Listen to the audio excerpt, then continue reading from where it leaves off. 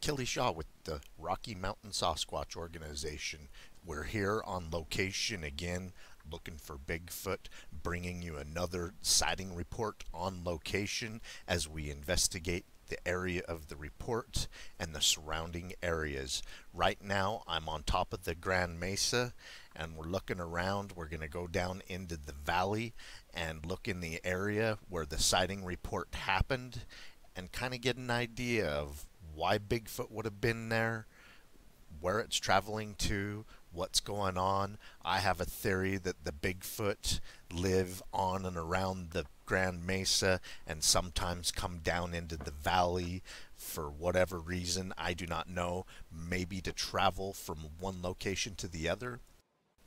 If the creature wanted to travel off of the Grand Mesa to Gunnison Gorge National Park or Black Canyon of the Gunnison National Park or over to Dominguez Escalante National Conservation Area or to McClinnis Canyon National Park, it would have to travel down into the valley. That would take it through places like Grand Junction, Delta, and possibly the Montrose area.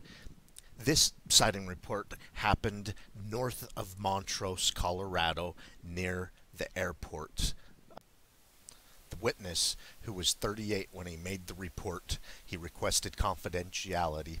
He was a young teen in junior high school at the time of the incident. The witness, who will be called Jeff, said he and his friend were alone at his parents' house one night when the friend, since deceased, noticed something looking into the house through the front door. Since the friend was always a kidder, Jeff just looked outside to call his friend's bluff. But sure enough, there was this head looking in at us. He said since it was dark, few details were visible, but he described it like a coconut. We freaked out. We ran into Mom's bedroom and grabbed the .22. We loaded it with bullets. I told my friend to go lock the door, but he said no way. So we ran into the bedroom, which at the time didn't have curtains. Soon we heard it breathing and kind of scratching at the window, and we saw a hand up against the screen. I would say it had to be 8 to 10 feet tall to be looking in like that. Witness stated at the time he could see the animal looking in the window. He described it as large, hairy, and black.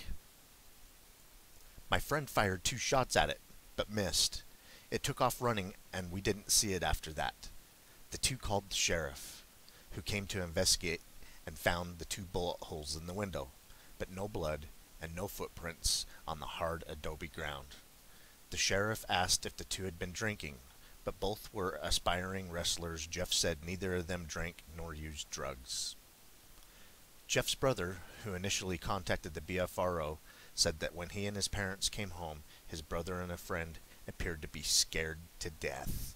The brother also said the impression of a large hand could be seen on the window screen. When asked if they could recount another incident of a Bigfoot sighting by them or someone else in the area, Jeff also recounted a second incident which occurred in the same general area. He and a friend, the same friend, were walking into town one night when they discerned a large dark figure in the road in front of them. At first they thought it was a cow, but then they realized it was a tall, upright, human-like form. It was standing about 8 to 10 feet high, like before, he said. The 2 immediately turned around and ran home. Jeff said he didn't think the animal followed them. The Bigfoot window peeking incident happened at about 9:30 p.m. at night on a cool night. It was May of 1977. The Bigfoot activity in this area of Colorado reminds me of the Bigfoot activity in my hometown. You know, the majority of the Bigfoot sightings are inside the mountains, but once in a great while you'll get Bigfoot sightings down in the valley. I don't know, perhaps the creature's getting pushed out of the territory by other males, or looking for other habitats, or traveling between habitats, and who knows, I mean, there may be some great food items in the valley from time to time. So it doesn't surprise me one least bit, because the surrounding mountains and the Grand Mesa in this area has a lot of Bigfoot sightings. So I'm sure the Bigfoot comes down, follows the rivers into the valley, and experiments with habitat, or just travels between the habitats. So yeah, maybe they did see a Bigfoot peeking in the window at them that night. Great Bigfoot sighting from the Colorado area. I hope you enjoyed this Bigfoot sighting report. We love going to the locations where they happen. That's what keeps us going. We go to the places where people see Bigfoot. We take a look around. We camp, and we hike looking for Bigfoot evidence. And it all starts with the Bigfoot sighting report. Keep on watching. We're going to keep on squatching.